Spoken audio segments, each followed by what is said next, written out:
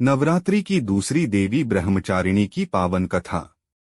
माँ दुर्गा की नवशक्ति का दूसरा स्वरूप ब्रह्मचारिणी का है।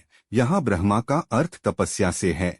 माँ दुर्गा का यह स्वरूप भक्तों और सिद्धों को अनंत फल देने वाला है। इनकी उपासना से तप, त्याग, वैराग्य, सदाचार और संयम की वृद्धि होती है। ब्रह्मचारिणी का अर्थ तप की चारिणी यानी तप का आचरण करने वाली देवी का यह रूप पूर्ण ज्योतिर्मय और अत्यंत भव्य है। इस देवी के दाएं हाथ में जप की माला है और बाएं हाथ में यह कमंडल धारण किए हैं।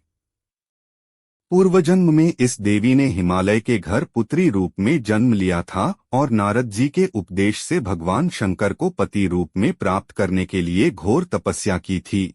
इस कठिन तपस्या के कारण इन्हें तपश्चारिणी अर्थात ब्रह्मचारिणी नाम से अभिहित किया गया। 1000 वर्ष तक इन्होंने केवल फल फूल खाकर बिताए और 100 वर्षों तक केवल जमीन पर रहकर शाक पर निर्वाह किया।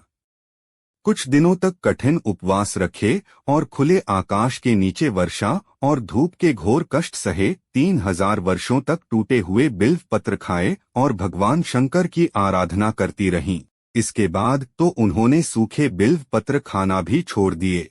कई हजार वर्षों तक निर्जल और निराहार रहकर तपस्या करती रहीं। पत्तों को खाना छोड़ देने के कारण ही इनका नाम अपर्णा नाम पड़ गया।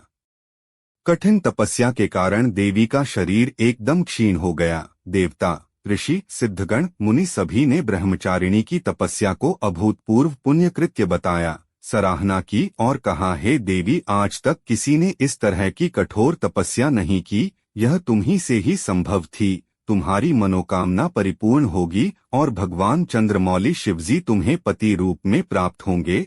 अब तपस्या छोड़कर घर लौट जाओ। जल्द ही तुम्हारे पिता तुम्हें बुलाने आ रहे हैं।